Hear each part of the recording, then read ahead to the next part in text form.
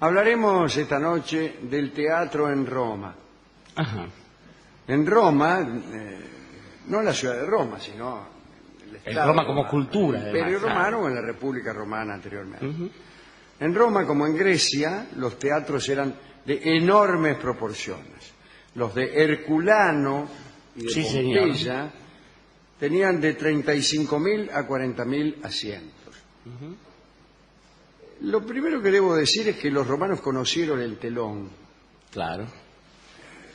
Dígase que el teatro isabelino carecía de telón. Hemos hablado de las dificultades incluso argumentales que la falta de telón ocasionaba. Pero los romanos sí lo conocían. Lo llamaban cortina. Funcionaba al revés de los telones actuales. Se bajaba y se hundía en las profundidades cuando la función comenzaba. Luego, por un sistema de sogas, se lo levantaba al terminar la función. Esto tenía una explicación clara. No había techo. Claro. Y la expresión de Horacio, no de Horacio Ferrer, sino de Quinto poeta Horacio Flaco, sí, señor. Aulia premuntur, se ha bajado el telón, significaba pues empieza la comedia. Muy bien. Y por el contrario, la frase de Ovidio, Aulia toluntur, se alza el telón, equivalía a la comedia terminada. Nótese la raíz de toluntur, que es la misma de tole, tole, tole, la que viene del ruido, que significa una invocación hacia el final, a matar, por ejemplo, o a terminar, ¿no? Muy bien. Ubicada la gente en el teatro, su situación allí no era para nada pasiva.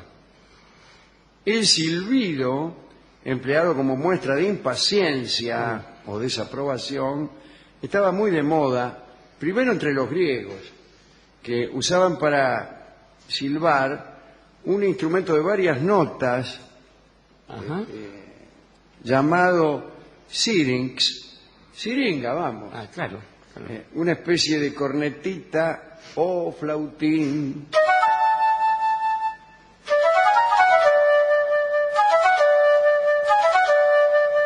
Bueno, pero eran sonidos que significaban descontentos. Cuanto más agudo, más descontento. No está mal. Muy bien. Desde las galerías que rodeaban al teatro, se hacía caer sobre el público un rocío de agua florida, agua de olor, ¿no?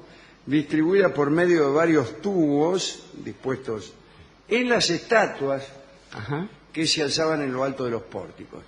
Esto se hacía, dice aquí, para disimular el mal olor que producían 40.000 personas juntas durante las largas jornadas teatrales, como si en las épocas actuales no hubiera mal olor o si fuera proverbial en las muchedumbres de la antigüedad la fetidez, digamos. A mí me causa siempre gracia oír hablar a los buenos burgueses de hoy y verlos asombrarse de la suciedad de los nobles de Versalles. Y no había baño en Versalles. Bueno, y tampoco había tranvías. No, ni teléfono.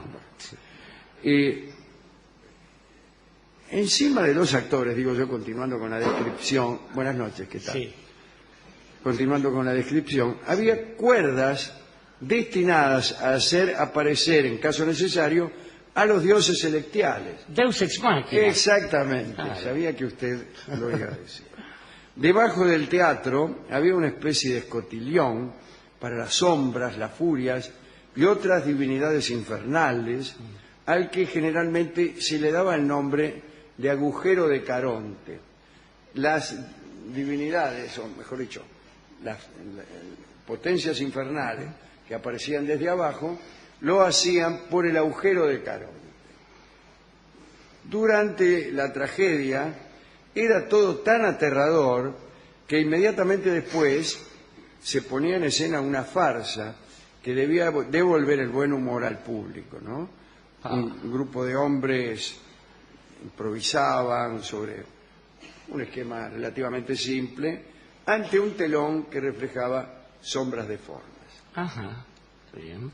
También existían, como hoy, artefactos para simular nubes, truenos o relámpagos.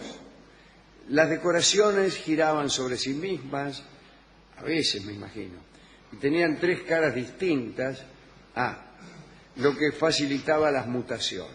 Está bien. Finalmente, algunos suelos de contrapeso servían para elevar a los actores o bajarlos en el momento oportuno. Sí. Bien. A los trajes del teatro, los artistas añadían el uso de una especie de casco con el que se cubrían el marote. Ajá. Y también una máscara.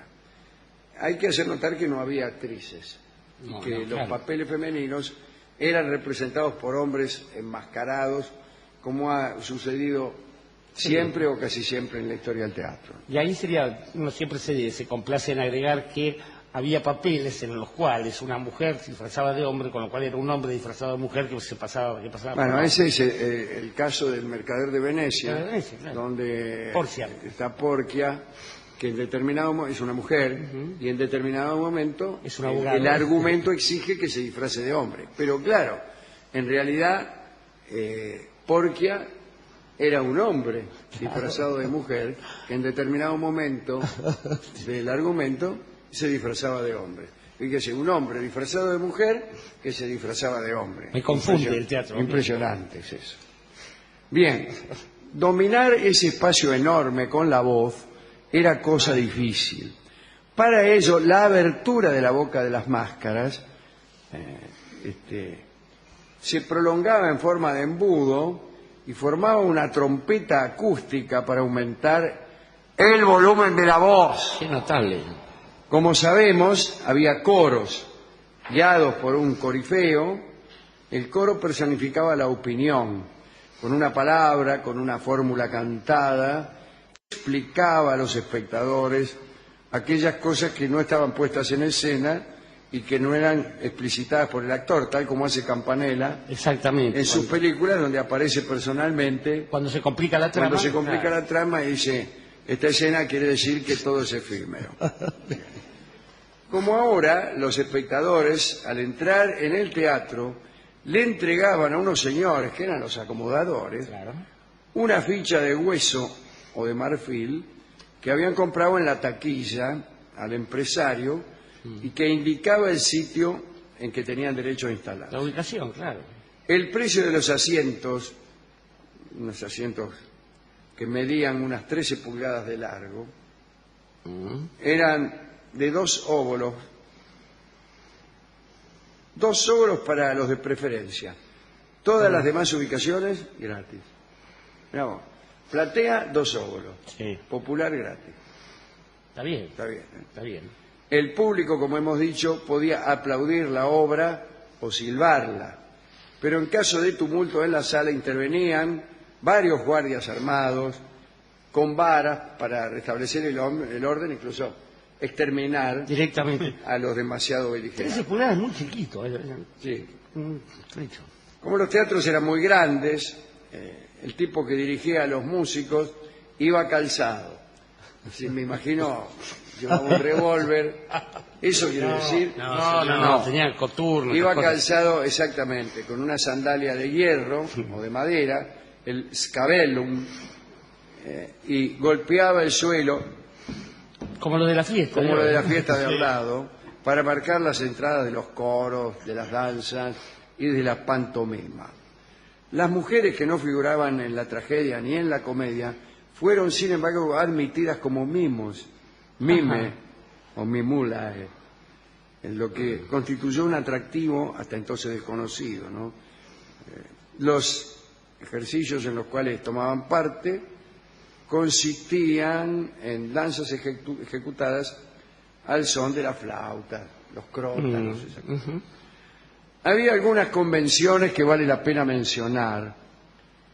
El actor que según el argumento, venía de lejos o de otra ciudad, debía entrar exclusivamente por la izquierda de la escena. Muy bien, está bien. Si venía de cerca o del campo, debía hacerlo por la derecha. Y por lo general, el actor desaparecía de la escena solo en el momento de su muerte. Muy bien, está bien. Digamos para terminar que los emperadores trataron con mucho rigor a los cómicos. Augusto mandaba azotarlos. Claudio hizo decapitar a media docena de mimos. Tiberio, Calígula y Nerón desterraron a grandes grupos de ellos y bastante después Trajano impidió durante su gobierno que se representara obra alguna. Muy bien. No solo el imperio alcanzó su máxima extensión durante el reinado de Trajano, que era español. El español es un chiste que hace el médico Castro habitualmente. ¿No? Claro. Y había nacido en sino España. que además no dejó que representaran obras de teatro.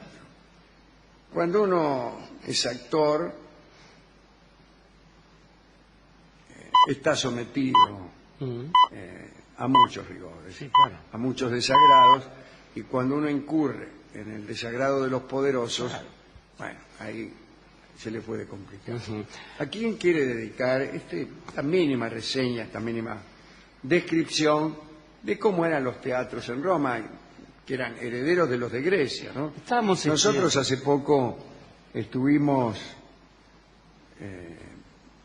en uno de ellos, el año pasado, en Taormina, uno de los más lindos que queda. Es un teatro griego, en realidad, ubicado en lo que hoy es territorio italiano, pero que era griego en aquel entonces. La Magna Grecia, además, Claro, todavía claro, hace era poco. Sicilia.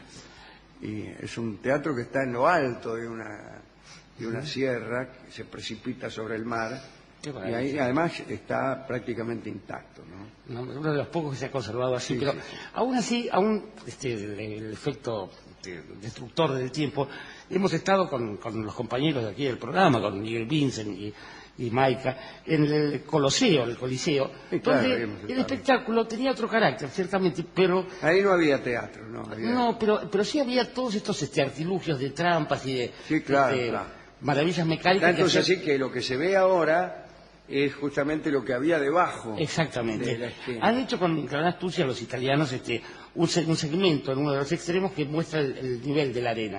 Y Claro. después cuentan esto de las batallas navales y todo lo demás. Pero nos recordaba lo del Coliseo, porque en realidad, fuera de las variantes edilicias, digo, si hay dos corrientes interesantes del teatro, o una división posible, es qué tanto tiene el protagonismo el espectador.